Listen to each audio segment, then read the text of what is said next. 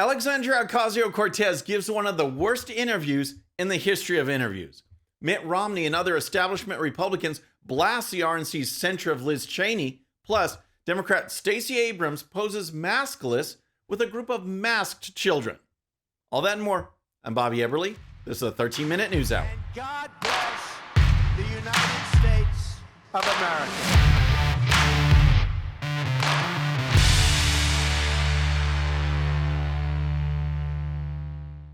Okay, friends, welcome to the show. Happy Monday. I hope you had a great weekend. If you're new to the show, thank you so much for tuning in. We're going to start with Alexandria Ocasio-Cortez because she sat down for an interview recently with Yahoo Finance, and it was one of the most eye-opening interviews I've ever seen. First, the host came across as the president of the AOC fan club with one easy question after another, such as, AOC, how does your massive social influencer status help you in Congress? That was a real question. It was a useless question, but it was only part of it. Nothing that AOC said was ever challenged with a probing follow-up. Not once. It was just issue after issue of giving AOC a platform to present nonsense. Here's AOC on the issue of student loans. And keep in mind that these are loans, contracts entered into by a student and a lender. Well, I cannot understate the danger and the risk economically, politically, and just where we are right now as a country of allowing the moratorium on student loan payments to lapse in May. If we just allow a full just continuation of student loan payments, we are talking about a catastrophic development for millions, the over almost 50 million student loan borrowers in this country. First of all, AOC starts out by saying she can't understate this enough when she means overstate. And that kind of thing happens a lot. Then she says that if students are forced to repay loans, the result will be catastrophic. What is she talking about? No one forces people to take out loans. And if you do take out a loan, it's your responsibility to pay it back. Not have the taxpayer pick up the bill. Here's more from AOC. To then restart payments that are essentially the size of a mortgage payment, sometimes even larger, on a generation that was already so devastated, not just by this, but the recession, etc. I believe it could it could throw out of balance already what is a very fragile recovery. And not only that, but this forgiveness forgiveness is the just thing to do. It's the right thing to do. Why the president hasn't done it yet, I'm not sure. Didn't Joe Biden and Jen Psaki say the economy is roaring along, best growth ever, and hyperbole like that?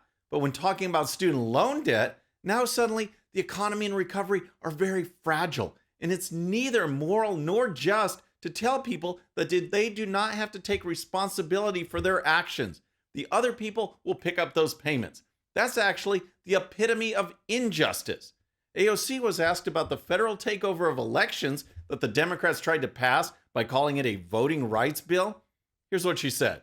I very much believe that we are at the precipice of a return to Jim Crow style laws across the country. We're already seeing these wheels in motion, attempts in Texas and Georgia and across many different states, attempts at voter suppression. Unreal. Neither her statement on a return to Jim Crow laws or her statement on voter suppression was challenged by the host. No one's voting rights are being taken away. No votes are being suppressed. But Democrats like AOC will spin this as a racial issue because, hey, everything's about race, right? But then there was AOC's comments on capitalism, the economic system that has raised more people out of poverty and provided more opportunity than any other system in the history of the world. However, according to AOC, the system is irredeemable. I'll get to her comments, but first is the question from the host. You self-identify as a democratic socialist and have called capitalism irredeemable, I believe. But what does that really mean? And does that mean capitalism should be eliminated? And are your views compatible with capitalism? He acknowledges that she calls capitalism irredeemable, but then asks if her views are compatible with capitalism. What? Of course her views aren't compatible, but then again, She doesn't even know what capitalism is. Here's AOC. When you toss out these big words, capitalism, socialism, they get sensationalized, and people translate them into meaning things that perhaps they don't mean. So to me, capitalism at its core, what we're talking about when we talk about that is the absolute pursuit of profit at all human, environmental, and social cost. That is what we're really discussing. This is just a crack up. She warns that people take these big words and translate them into things that they don't mean. And then she goes on to define capitalism, one of those big words, as something that it doesn't mean. You can't make this stuff up. Capitalism is not to hell with the environment, social justice, and humanity. It's about private ownership of the means of production. But she wasn't done there. She went on to blast big corporations, never mentioning the drive, determination, focus, risk-taking, perseverance, and fulfillment that arises from starting a business and building it up from nothing.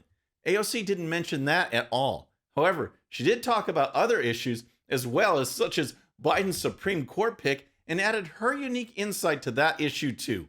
All in all, this interview was AOC being AOC. All right, next let's talk about Mitt Romney and the RNC. But first, if you're new to the show or haven't subscribed yet, regardless of platform, just search out my name, hit that subscribe button, make sure notifications are turned on. That way you can follow the show and help us grow. Next, we're going to talk about Mitt Romney and some other establishment Republicans who are up in arms over the Republican National Committee's vote to censure Representatives Adam Kinzinger and Liz Cheney. On Friday, a censure resolution was put before the RNC, and it included language to immediately cease any and all support of those members from the Republican Party for their behavior. The resolution passed, and then out came Republicans like Romney, Chris Christie, and Lisa Murkowski to denounce the move. Romney took to Twitter and posted this: "Shame falls on a party that would censure persons of conscience who seek truth in the face of vitriol. Honor attaches to Liz Cheney and Adam Kinzinger for seeking truth, even when doing so comes at great personal cost." Romney wasn't alone. Biden-supporting never-Trumper Bill Kristol replied to Romney with this tweet: "No discussion, no debate, no recorded vote. It's not a political party. It's a herd of sheep." Former New Jersey Governor Chris Christie appeared on ABC News over the weekend and blasted the RNC's move. Most of those folks were put into place at the RNC over the course of the 4 years by Donald Trump, Mr. Christie said on ABC's This Week. Certainly, Ronna Romney McDaniel is carrying water for Donald Trump in this regard. Mr. Christie said Friday's move is muddying the party's message and pulling attention away from President Biden and the failures of the Democrats.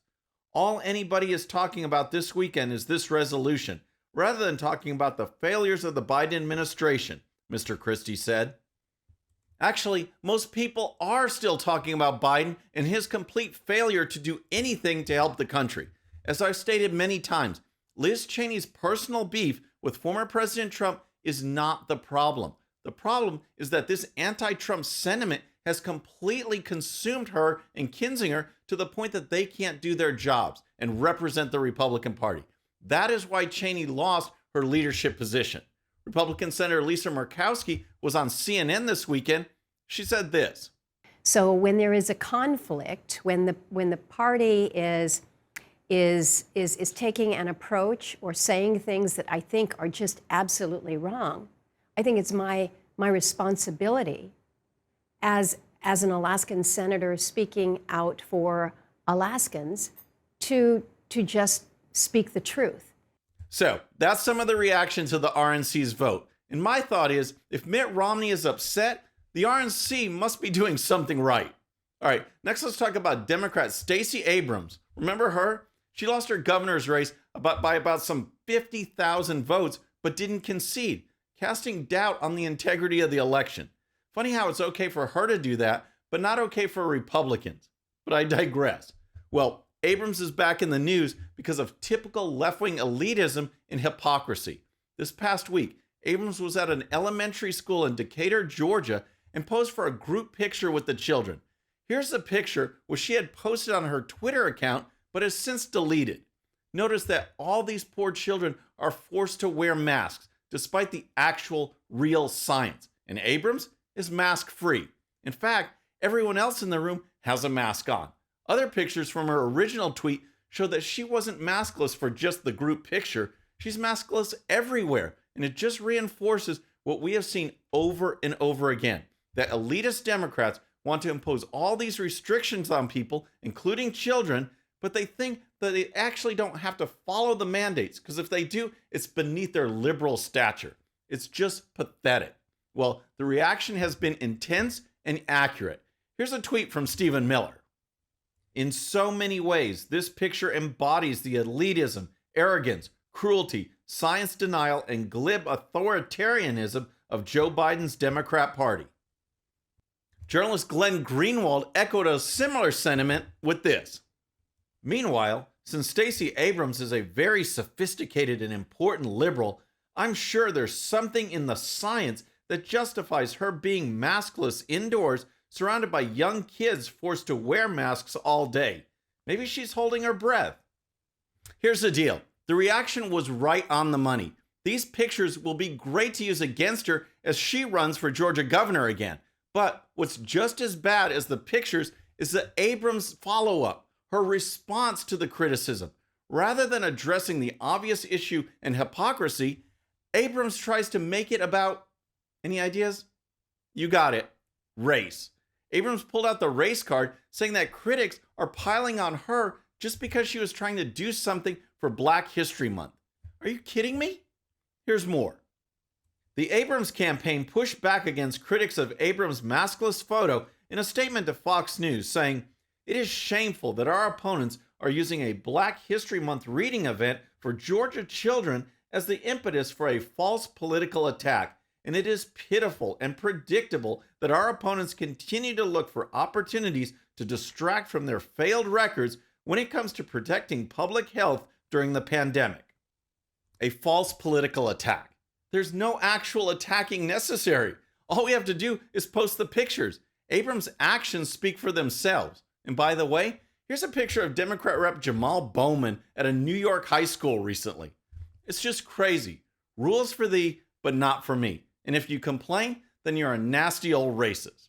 All right, next is conservatives fight back to reclaim school boards in order to return control back to parents and to focus on education rather than indoctrination. The entrenched left-wing network is not going without a fight. In the Denver area, a school district organized a sick-out last week to protest conservative control over the school board. Here's the story. The protest forced Douglas County School District to cancel classes on Thursday last week, while the teachers organized a protest outside the district headquarters. The newly installed conservative majority had wasted no time implementing a slew of policy changes, including eliminating the district's mask mandate, drawing the ire of teachers, the Colorado Gazette reported. The board had also moved to remove the district's longtime superintendent and overhaul the policy on diversity, equity, and inclusion. Imagine that, doing away with unscientific mask mandates, eliminating critical race theory, and cleaning up libraries. These are some of the things parents want, and liberal school boards and teachers have been fighting against them.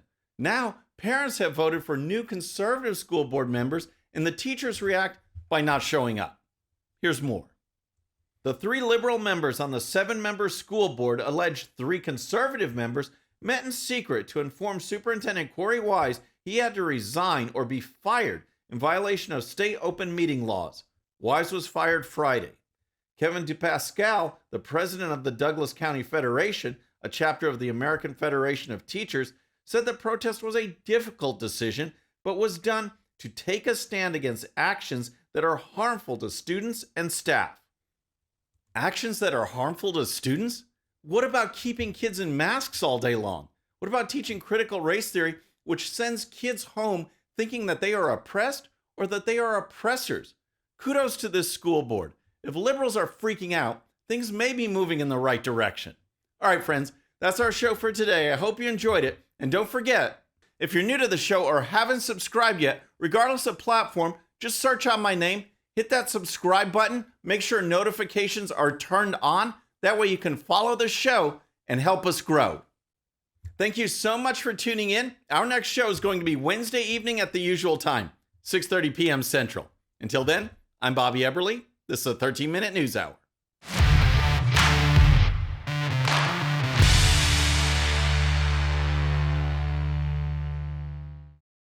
All right, friends, thanks again for tuning in. I really appreciate it. And before you go, please hit that subscribe button above. Once you do, tell your friends, share it, spread the word about the 13-minute news hour so we can keep growing. And for more great content, check out these videos right here, and I'll see you next time.